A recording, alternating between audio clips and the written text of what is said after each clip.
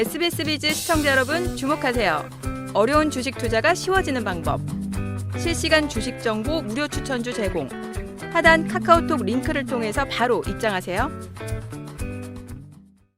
선정해주신 바이오주의 상승 랠리 기대해 보겠습니다. 계속해서 또 다른 증시 이슈 만나볼까요?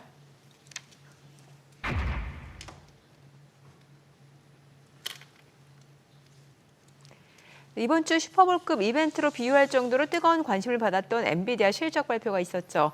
엔비디아가 시장 예상치를 상회하는 2분기 실적을 발표했지만 주가는 하락했습니다. 그동안 워낙 폭발적인 성장세를 보였던 탓인지 이번 실적 시장의 눈높이에 미치지 못했다라는 분석도 나오죠. 네, 눈높이가 너무 높아졌습니다. 네. 일단 엔비디아가 호실적을 발표했는데요. 하지만 시장의 눈높이는 만족시키지 못했다 이렇게 보여집니다. 일단 높아진 주가만큼 시장의 기대치도 같이 높아졌다고 볼 수 있는데요. 이제는 매출과 영업이익이 증가하는 것을 넘어서 놀라운 실적을 보여주지 않으면 주가 상승이 쉽지 않은 구간이다 이렇게 보여지고요. 장기간 주가가 상승했기 때문에 이 피로감에서 벗어나기 위해서는 뭔가 새로운 이슈나 아니면 놀라운 실적을 추가적으로 보여주어야 한다 이렇게 생각이 됩니다. 이번에 호실적에도 불구하고 이렇게 매물이 많이 나오게 된 것은 앞서 3분기에는 200%대의 성장률을 보여주었는데 지금은 100%대의 성장률이 좀 꺾인 부분이 실망 매물로 나오게 되었다 이렇게 보여지고요. 또 하나는 3분기 발표 예정이었던 차세대 GPU죠. 블랙웰이 4분기로 연기되면서 이 또한 실망 매물로 이어진 것이 아닌가 이렇게 생각이 됩니다. 엔비디아 같은 경우에는 지난 1차 급락 때 제가 목표 주가 145불을 말씀드렸고요. 그리고 2차 급락 때 125불을 말씀드렸는데요. 지금은 급락이 나오는 구간에서 조금은 여유를 가지고 관망하는 것이 더 좋지 않을까 이렇게 생각합니다. 네. 그리고 엔비디아 실적 이제 AI 반도체주 방향성에 대해서 굉장히 중요한 분기점이 될 거다 이런 전망이 많았던 것 같은데 이번 실적을 두고 이제 일각에서는 AI 거품론을 불식시키기에는 좀 역부족이었다 이런 얘기 나오거든요. 어떻게 보시나요? 네, 맞습니다. 실적이 나오긴 나왔는데 너무 좋게는 122%니까 좋아요. 그렇죠. 대신 그것만 가지고는 좀 부족했던 거죠. 거기다가 아까 얘기했던 블랙웰 제품의 그 설계상의 결함으로 인해서 올해 연말에 나오기로 했던 게 내년으로 넘어갔단 말이에요. 그럼 이런 상황에서 호재라고 크지 딱 꼬집어 얘기하기는 좀 어려운 상황이 됐어요. 그렇다면 결국은 여기서 차익 실현이다. 결국 여기서 바로 못 갈 거다라는 그런 해석들이 나오게 되는 거죠. 그런데 한 가지 AI 버블론은요, 네. 좀 너무 이른 것 같아요. 예. 즉 AI 버블론 때문에 지금부터 엔비디아를 비롯해서 그 반도체주들이 저 아래로 떨어진다고 그 개념은 아닌 것 같습니다. 기본적인 조정, 즉 차익 실현 매물을 어느 정도 소화하고 나면 다시 또 움직여지는 그런 상황이 될 거이기 때문에 너무 겁먹지 않아도 될 것 같습니다. 예. 네. 엔비디아 실적 발표는 국내 반도체주 향방과도 직결되어 있기 때문에 많은 투자자가 긴장하면서 바라봤을 텐데요. 아쉽게도 실적 발표 이후 반도체주가 동반 하락하기도 했습니다. 앞으로 삼성전자도 SK하이닉스 실적 주가 흐름에 어떤 영향을 미치게 될까요? 뭐 일단 엔비디아 실적이 말이 많은데 이것부터 짚고 넘어가자면 이번 엔비디아 주가가 조정받을 걸 몰랐던 사람은 아마 없었을 겁니다. 실적이 좋아도 그리고 나쁘면 당연히 또 주가가 급락을 했겠죠. 특히 호실적, 지금 그러니까 시장에서 평가하는 것보다도 더 큰 호실적이 나왔어도 엔비디아는 떨어졌을 겁니다. 왜냐하면 다음 실적에 대한 우려가 생기거든요. 그냥 피크아웃이라고 하는데 실적의 최정점은 어느 기업, 어느 종목이든 나올 수밖에 없는 상황입니다. 그 속도로 성장하는 실적에 다음 실적이 부담이 되는 것은 어떻게 보면 당연하다고 볼 수 있겠고요. 이 당연한 부분을 가지고 우려하는 것은 상당한 피로도를 또 느끼게 할 수 있을 것 같습니다. 특히 삼성전자나 하이닉스를 보게 되면 이 종목들, 우리 시장 반도체 종목들은 7월 달 고점을 찍은 이후에 한 달 만에 무려 40% 가까이 조정을 받았습니다. 어떠한 거품이 있더라도 한 달 만에 40%의 조정을 받는다는 건 또 과도한 하락이라고 볼 수가 있겠고요. 그렇기 때문에 엔비디아의 이번 실적 발표로 인해서 어떻게 보면 불확실성이 제거됐다라고 보고 있습니다. 이번 실적 발표에서 엔비디아가 그동안 논란이 많았던 블랙웰에 대한 입장을 표명을 했는데요. 이 블랙웰은 어차피 우려감으로 존재를 했습니다. 왜냐하면 8월에 출시가 안 됐기 때문에. 그래서 이번 우려감은 오히려 다음 시즌에 대한 이 기대감으로 존재가 될 수 있겠고요. 이번에 만약에 실적 발표 이후에 주가가 빠졌는데 블랙웰 출시 계획을 서둘러 발표했다면 오히려 재료가 묻혀버리는 효과가 나왔었을 겁니다. 일단 삼성전자와 하이닉스는 12단 HBM을 납품하기 위해서 협상 중이고요. 이 제품은 블랙웰에 탑재가 됩니다. 이처럼 반도체 칩은 계속해서 개량 발전해 갈 것이고 그 과정은 기업의 성장과 함께 할 것이기 때문에 지금 조정을 받아 놓은 상태의 반도체주는 관심을 좀 가질 필요가 있을 것 같습니다. 네, 엔비디아발 악재에 반도체주가 흔들렸지만 그래도 다행히 하루 만에 진정세를 보였는데요. 하지만 반도체주 투자 의견은 극명하게 엇갈리고 있습니다. 당분간 관망이 좋을까요? 조정을 매수 기회로 삼아야 될까요? 여기서 세 분의 투자 의견 확인해 보죠. 김영구 대표님은 과도한 기대감, 주가 반등 시는 정리해야 된다. 김태훈 대표님은 관망과 실적에 승부를 걸어야 된다. 그리고 김우영 대표님은 엔비디아 블랙일 출시, 반도체주 반등 기회가 될 수 있다. 좀 의견이 엇갈리는 것 같은데 지금 매수 타이밍은 아니다 이렇게 보시나 봐요. 제가 올해 1월에 그 제주 반도체가 고점을 찍을 때 이런 네네. 얘기를 했어요. 반도체주들 이제 위험하다. 하차하는 게 좋겠다. 만약에 하차 못하면은 몇 개월 있다가 굉장히 큰 실망을 할 것이다. 라고 말씀을 드렸는데 진짜로 예상대로 그렇게 됐고요. 마지막으로 움직인 게 그 한미 반도체가 6월에 네. 고점을 찍은 겁니다. 그때 이후로 지금 8월 말인데 2개월 동안 고통을 안겨줬어요. 근데 재밌는 내용이 하나 나왔는데 DS투자증권에서 뭐라 그랬냐면 요번에 한미 반도체가 또다시 올라가면서 목표치가 19만 원이다라는 왜냐하면 이유는 그거예요. 근거는 3분기 영업이익이 2,700%가 될 거다. 그러니까 결국 영업이익이 그렇게 좋으면 또다시 올라갈 거다라는 논리인데 그렇지 않습니다. 왜냐하면 이 종목이 올라온 흐름을 한번 보십시오. 한미 반도체가 이 시장의 가장 큰 HBM 그 호재를 받고서 올라간 종목이기 때문에 그렇다면 이 한미 반도체가 13,000원부터 20만 원까지 급등을 했단 말이에요. 단기에 급등한 폭이 너무 크고 그런 고점에서부터 떨어져 가고 있는 입장인데 여기다가 살아나지도 않을 종목에다가 희망의 불씨를 살리는 거는 저는 아니라고 봅니다. 그래서 오히려 반등권 줄 때마다 희망의 불씨가 살아나서 반등이 좀 들어오면 정리를 해서 다른 쪽으로 가는 게 훨씬 더 행복한 투자를 하지 않겠냐 이렇게 해석을 해드릴게요. 네, 김우영 대표님은 이제 엔비디아 블랙일 출시가 반도체주의 반등 기회가 될 수 있다. 원래는 8월에 이제 양산을 시작하기로 그렇죠. 계획이 되어 있었는데 디자인적인 문제로 인해서 이제 좀 미뤄졌다. 설계적인 측면에는 문제가 없다고 이번 컨퍼런스 콜에서 젠스왕 대표이사가 말을 했습니다.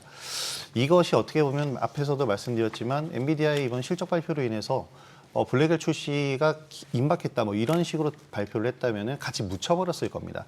근데 이 블랙엘에 대한 부분을 4분기로 넘겼고요. 그리고 이번 실적 발표에서 어떻게 보면 피크아웃 인식이 너무나도 강했기 때문에 주가가 조정받을 것은 당연했고 3분기 때에도 어떻게 보면 좀 조정을 받을 것이다. 그러니까 앞으로 당분간 조정이 된다면 어차피 엔비디아의 대세 상승 시즌에 상승 시세의 시즌 1은 끝났다. 그리고 이제 시즌 2가 새롭게 시작될 텐데 그 시즌 2에서 대장이 바로 이 블랙엘이라는 제품이 작용을 해줄 것이다라고 생각이 되고요. 어차피 이 제품을 만들기 위해서는 삼성과 하이닉스의 12단 HBM이 필요가 합니다. 블랙엘의 판매량은 엔비디아가 가져가는 거겠지만 이 생산 자체에 따른 그 부품들은 이 소재들은 모두 삼성전자와 하이닉스가 제공을 해주기 때문에 이것 자체로도 하나의 모멘텀이 될 것으로 생각이 됩니다. 네, 참고하시기 바라고요. 계속해서 이번 주 마지막 이슈 만나볼까요?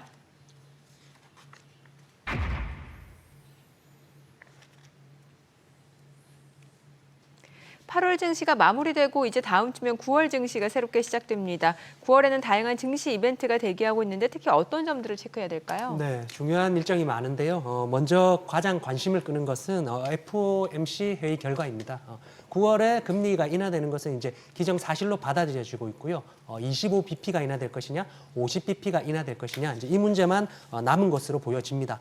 과거 4차례의 큰 금리 인하가 있었는데요. 한 달 기간을 기준으로 보면 2차례는 지수가 올라갔고 그리고 2차례는 지수가 내려왔습니다. 그래서 금리가 인하되면 시장이 무조건 상승할 것이다. 이런 과도한 기대를 갖는 것은 조금 무리다 이렇게 보여지고요. 만약 50bp가 인하될 시에는 오히려 시장에서 경기 침체의 우려가 다시 나올 수 있기 때문에 개인적으로는 25bp가 인하되는 것이 시장에는 더 도움이 되지 않을까 이렇게 판단됩니다. 그리고 다음으로 해리스와 트럼프의 대선 토론 일정이 있는데요. 토론의 결과에 따라서 박빙 승부를 펼치고 있는 해리스와 트럼프의 지지율이 차이가 날 수 있기 때문에 이 부분도 조금 눈여겨보시는 것이 좋겠습니다. 그런데 해리스가 토론에는 조금 약하다는 평가가 있기 때문에 아무래도 트럼프가 토론에서는 조금 더 유리하지 않을까 이렇게 보여지고요. 그리고 추가적으로 코리아 밸류업 지수 발표 그리고 미국 생물보안법 표결 도 잡혀 있는데요. 이 두 가지 재료 같은 경우에는 이미 주가에 많이 반영이 되었기 때문에 새로운 가능성도 염두에 두고 보시는 것이 좋겠습니다. 네, 주식시장에 변수가 많아서 9월 증시 예측이 쉽지 않은데요. 지금 증권가에서는 2,600에서 2,800선 내에서의 박스권 등락을 예측하고 있는데 김영구 대표님은 9월 증시 어떻게 보시나요? 예, 똑같이 생각합니다. 2,600에서 2,800포인트 박스권 내에 갇혀서 계속 움직일 겁니다. 왜냐하면 9월에 금리 인하를 갖다 한다? 예, 해봐야 0.25%포인트 정도 될 건데요. 네. 뭐 의미 없어요. 이미 주가에 여러 번 반영이 됐기 때문에 그거 자체로서 뭐 좋은 의미다라고 볼 수가 없어요. 지금 쉽게 얘기해서 지금 모멘텀이 별로 없는 상태예요. 그러면 주가 지수는 그냥 박스권에 등락거듭이 되는 그런 개념이고 미국 지수 또한 신고가 갱신을 다우지수는 했지만 나스닥 지수는 조금 등락거듭이 이루어지고 있는데 역시 그들도 비슷한 흐름을 나타낼 겁니다. 그래서 모멘텀 부재에 의한 박스권 장세는 지속적으로 이어지니까 결국은 각계 전투 장세의 개별 종목들 또 좋은 종목들을 집중 공략하는 방법이 가장 좋은 방법이 아니겠느냐 이렇게 판단이 됩니다. 네, 박스권 장세 속에서 결국 종목에 집중해야 한다라고 말씀을 주셨는데 앞서서 이제 반도체, 바이오주에 대한 이야기를 나눠봤습니다. 9월 밸류업 지수 발표를 앞두고 관련주에 대한 관심도 커지고 있는데 특히 이번 주에 현대차가 주주환원 방안을 발표하면서 주목을 받았죠. 뭐 가장 독보적으로 성장하고 있는 대기업 중에 하나라고 네. 볼 수 있겠는데요. 지난 28일에 현대차가 인베스터 데이를 개최를 하면서 여기서 강력한 주주환원 정책을 내놨습니다. 국내 기업들이 좀처럼 하지 않는 부분인데 자사주 매입 후에 바로 소각을 해버리는 작업입니다. 앞으로 3년간 4조 원 규모로 진행을 할 계획이고요. 주당 최소 10,000원을 배당해서 총 주주 환원율을 1.4배 가까이 늘리기로 했습니다. 내년부터 2027년까지 3년 동안 배당과 자사주 매입 등 자사주 매입 및 소각을 통해서 주주 환원율을 약 35%까지 늘리겠다라고 발표를 했는데 당초에는 장기 주주환원 정책에서 약 26% 정도의 환원율을 얘기를 했거든요. 이것보다 약 10% 이상 늘어난 목표치입니다. 증권사에서 당초 예측한 부분도 한 30%에서 33% 정도로 예상을 했는데 이것도 상회하는 규모니까 현대차 이번 주주 환원율 규모는 역대급이라고 볼 수가 있겠습니다. 네, 밸류업 관련주를 비롯해서 다양한 섹터들이 9월 기대주로 이름을 올리고 있는데요. 그렇다면 새롭게 시작하는 9월 증시 어떤 투자처에 집중하는 게 좋을까요? 관련해서 저희가 사전에 SBS 비즈 증권 유튜브 채널을 통해서 설문조사를 진행했습니다. 9월 시장을 이끌 주도 섹터에 대한 물음에 가장 많은 응답자가 바이오주를 선택해 주셨고요. 뒤이어서 2차 전지, 반도체, 밸류업 관련주가 차지했습니다. 자, 그렇다면 이제 여기서 세 분의 의견도 궁금해지는데요. 바로 확인해 볼까요? 네, 김영구 대표님 2차 전지 바이오. 지금 세 분 모두 같은 의견 주셨는데 9월은 2차 전지와 바이오주를 주목해야 되나 봐요. 네, 그렇습니다. 이제 뭐 공교롭게 좀 같은 업종이 나왔는데요. 네. 일단 기술주들 조정이 나오면서 바이오와 2차 전지가 저금리 수혜 업종이 될 것이다 이렇게 뭐 생각이 됩니다. 그래서 돌아가면서 이제 순환매 흐름을 보여줄 것으로 생각이 되는데요. 지금 시장의 수급이 워낙 부족하기 때문에 이 섹터에 들어있는 종목들이더라도 동시에 모두 상승하기는 조금 어렵지 않을까 이렇게 보여지고요. 그날 수급이 들어오는 종목들에 대해서 집중하면서 좀 공략을 해나가는 것이 적절한 전략이 아닐까 이렇게 생각이 됩니다. 그래서 새로운 신규 종목을 계속 찾아 나가는 매매, 이런 매매가 9월에는 조금 이루어져야 되지 않을까 이렇게 생각합니다. 네, 김영구 대표님도 같은 의견이시네요. 네, 맞습니다. 금리 인하에 따른 바이오 제약 섹터의 기대감 충분하고요. 사실 제가 바이오 제약은 여러분들에게 말씀드릴 때 예전에는 찬바람 불면 바이오 간다 그랬는데 뜨거운 여름부터 준비하라라는 얘기를 네네. 지난번에 한번 했었어요. 근데 뜨거운 여름에 지금 달려갔죠. 이제 찬바람 부는 가을이 이제 다가올 텐데 분명히 바이오 제약주 좋습니다. 그다음에 2차 전지 바닥권 확인하고 상승 전환 기대감 충분하거든요. 주도주부터 골라 담아야 됩니다. 아무 종목이나 2차 전지 담는 게 아니고 주도주부터. 자세한 종목은 잠시 후에 수익 파이터에서 골라드리겠습니다. 네, 기대해 주시기 바라고요. 주식은 물론 돈 되는 재테크 정보 검색창에서 재테크존을 검색하면 만나볼 수 있습니다. 그리고 카카오톡 채널의 필살기를 검색 후 친구 추가하시면 다양한 주식 정보 만나볼 수 있으니까요. 많은 참여 바랍니다.